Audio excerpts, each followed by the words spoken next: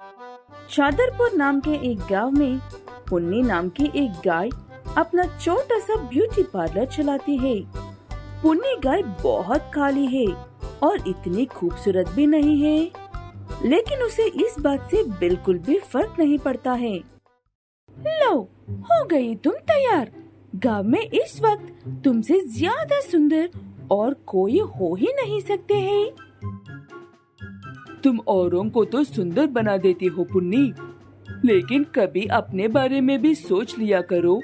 कैसी लग रही हो देखो तो। लोग तुम्हारे यहाँ आने से डर रहे हैं। मैं तुम्हारे बचपन की दोस्त हूँ, इसीलिए आ रही हूँ।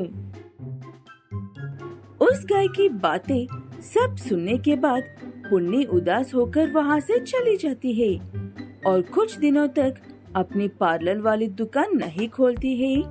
वो देखकर उसके परेशान माँ बाप उससे बात करते हैं। क्या बात है बेटा, तू कुछ दिनों से दुकान पर नहीं जा रही हो और अकेली उदास बैठी रहती है। किसी ने कुछ कहा क्या तुमसे? मैं सुंदर नहीं हूँ कहकर लोग मुझसे डर रहे हैं माँ। मुझे ये बात अंदर से खा रही है। क्या सुंदरता ही सब होती है? सच्चे मन की कोई कदर नहीं है इस दुनिया में। तुम चिंता मत करो बेटा, शहर में मेरा बचपन का दोस्त रहता है। उसका सारा परिवार यही काम करते हैं जो तुम करती हो। तुम वहाँ पर कुछ दिनों के लिए चली जाओ, बाकी सब वो संभाल लेंगे। ठीक है कहकर पुन्नी गाय अपने पिता की बात सुनकर शहर जाती है। वहाँ पर सभी लोग ऐसे थे जैसे कि पुन्नी हर रोज अखबार में देखती है। उन्हें देखकर हैरान और परेशान हो रही थी पुन्नी। तभी उसे उसके पिता के दोस्त देखकर पहचान लेते हैं। तुम ही पुन्नी हो ना बेटा? सबको देखकर ऐसे हैरान हो रही हो, इसीलिए अंदाजा लगा लिया था मैंने। हाँ अंकल जी, मैं ही हूँ पुन्नी। आपसे मिलकर खुशी हुई। यहाँ पर तो सब लोग रोबोट लग रहे हैं मुझे। ऐसे दोनों बातें करते हुए घर पहुँचते हैं। वहाँ पर पुन्नी का चेहरा देखते ही उसे कोई भी पसंद नहीं करते हैं। ऐसा मुंह बनाने की कोई जरूरत नहीं है।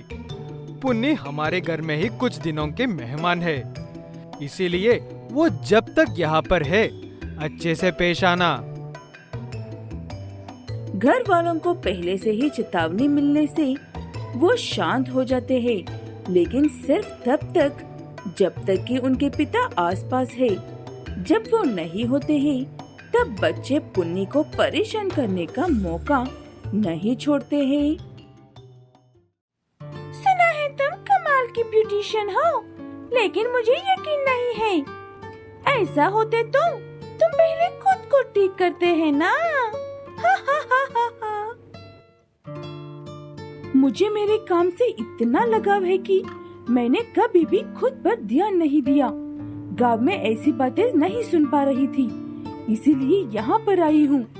लेकिन ये बातें मेरा पीछा नहीं छोड़ रही है। ऐसे कहकर पुन्नी चुपचाप जाकर अपने कमरे में सो जाती है। कुछ देर बाद उसके दोस्त के पिता आते हैं और उसे एक खास जगह पर लेकर जाते हैं और पुन्नी से ऐसे कहते हैं। इस जगह पर कोई क्रीम, लोशन और पाउडर का इस्तेमाल नहीं होता है बेटा। ये पवित्र जगह है। तुम खुद पर जितना भरोसा करोगी, तुम्हारे साथ उतना अच्छा होगा। याद रखना, यहाँ पर लोग ना कि बराबर सफल होते हैं। ऐसे कहकर वो बैल पुन्नी को उस ढूंढली जगह में छोड़कर जाता है। वहाँ पर सब ढूंढला था, कुछ भी ठीक से नजर नहीं आ रहा था। बहुत देर बाद पुन्नी उस धुंध से धीरे धीरे बाहर आती है। उसे देखकर उस बैल की आंखें फटी की फटी रह गई थी। इतनी सुंदर गाय आज तक ना किसी ने देखी थी और ना ही ऐसी कोई गाय थे। लगता है मैंने तुम्हें कुछ ज्यादा ही हिम्मत दे दी थी बेटा। तुम तो एक परी से भी अच्छी लग रही हो। तुम्हें एक बार खुद को देखना चाहिए। उस बैल के अलावा किसी को भी यकीन नहीं होता है कि वो वही पुन्नी है जिसे देखने के बाद लोग अजीब से मुंह बनाते थे और खाना भी पसंद नहीं करते थे। अब उसे देखकर लात टपका रहे हैं। क्या ये वही है? मुझे विश्वास नहीं हो रहा है। पिताजी, मुझे भी ये ट्रीटमेंट चाहिए, चाहे कुछ भी हो। उस गाय के पिता से याद दिलाते हैं कि उसका ये ट्रीटमेंट बहुत पहले ही हुआ था और वो फेल हो गई थी। पुन्नी वापस अपने घर लौट जाती है। उसके माँ बाप उसके लिए बहुत खुश होते हैं और उसकी दुकान पर भी ढेर सारे लोग आने लगते हैं और उसकी तारीफ करते हैं। तब पुन्नी उनसे, तब भी मैं थी, अभी भी मैं ही हूँ, तुम्हारे देखने में फर्क है बस। ऐसे पुन्नी पहले की तरह अपना काम करने लगती है और पहले की ही तरह कोई चाहे कुछ भी कहे, पुन्नी को तो बस अपने काम से प्यार था। ओगलपुर नाम के एक गांव में मुन्नू और चुन्नू नाम के दो भाई रहते हैं। ये दोनों भाई अनाथ हैं, इसलिए खाने पीने और रहने के लिए हमेशा दिक्कत रहती है। मुन्नू बैल को सिर्फ पेट भरकर गुजारा करने से मतलब है और चुन्नू बैल को मेहनत करके पैसे कमाना पसंद है। चुन्नू, तू इतना जिद्दी क्यों है मेरे भाई? ये देख, जो तू खा रहा है वही मैं भी खा रहा हूँ। तू अपनी हालत देखकर मुझे देख, कितना थका हुआ और धूल मिट्टी से भरा पड़ा है। हम दोनों एक जैसा ही खाना खा रहे हैं, लेकिन इसमें फर्क है मेरे भाई। मैंने इस भोजन के लिए किसी से भीख नहीं मांगा है। दोनों भाई हर वक्त इस बात पर बहस करते हैं, लेकिन कभी भी एक दूसरे का साथ नहीं छोड़ते हैं। आज तो मिल गया है, कल मिलेगा या नहीं, इस सोच में मुन्नू अपना कुछ भी भाई से शेयर नहीं करता है। लेकिन चुन्नू को अपनी मेहनत पर पूरा भरोसा था, इसलिए सब कुछ अपने भाई को तोड़ा या आधा देता रहता है। तुम हमेशा कहते हो कि तुम्हारा एक भाई है, लेकिन तुम उसे अपने साथ काम पर क्यों नहीं लेकर आते हो? हमारे पास सबसे अच्छा काम और तांकवा है, ये जानते हुए भी। वो क्या है ना सेठ जी, मेरा भाई की तबीयत अक्सर खराब रहती है, इसीलिए वो काम नहीं कर पाता है। अफसोस हुआ सुनकर। तुम्हारे छोटे कंधों पर भी किसी की जिम्मेदारी है। मेरी बात याद रखना, एक दिन तुम बहुत बड़ी हस्ती बनोगी। वो बैल चुन्नू की तारीफ किए जा रहा था और चुन्नू झूठ बोलने के बाद शर्म से अपना मुंह छुपा नहीं पा रहा था। भाई की इज्जत के चक्कर में बात कहीं और ही चली गई थी। मुझे पता है कि तुम अभी छोटे हो, लेकिन तुम्हारे पास कोई रास्ता नहीं है, इसलिए अभी से काम करने की आदत डाल लेनी चाहिए बेटा। बच्चे हो कहकर तुम्हें खाना दे रहे हैं, बड़े हो जाएगा तो बातें सुनाएंगे। मैं छोटा हूँ, इसीलिए मुझे काम करने पर भी कम पैसे मिलते हैं आंटी जी। मेरे साथ मेरा एक भाई रहता है, उसकी तबीयत अक्सर खराब रहती है। काम करने पर इतने पैसे नहीं मिलते कि मैं हम दोनों के लिए खाने का इंतजाम कर सकूं। तुम तो एक अच्छे बच्चे और अच्छे भाई निकले। मैंने तुम्हारे बारे में जो भी सोचा उसके लिए माफी चाहती हूँ। ऐसे कहते हुए वो गाय मुन्नू की खूब तारीफ करते हुए उसे थोड़ा ज्यादा भोजन देकर भेजती है।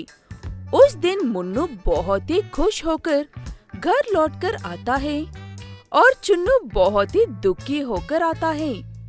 दोनों भाई एक ही वजह से दुखी और खुश थे। क्या बात है भाई, आज उदास लग रहे हो? काम के पास किसी ने कुछ कह दिया क्या? मैं कहता हूँ लेकिन तुम सुनता कहाँ हो और ऐसे दुखी हो जाते हो। दुखी था, लेकिन तुम्हें खुश देखकर अब कोई दुख नहीं आ रहा है मेरे भाई। लगता है आज तुम्हारे दिन अच्छा रहा।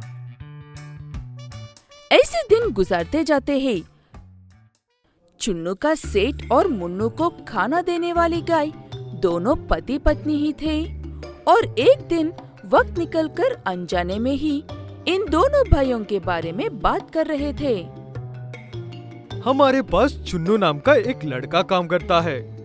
छोटा सा है, लेकिन अभी से उसके कंधों पर अपने बीमार भाई की जिम्मेदारी है।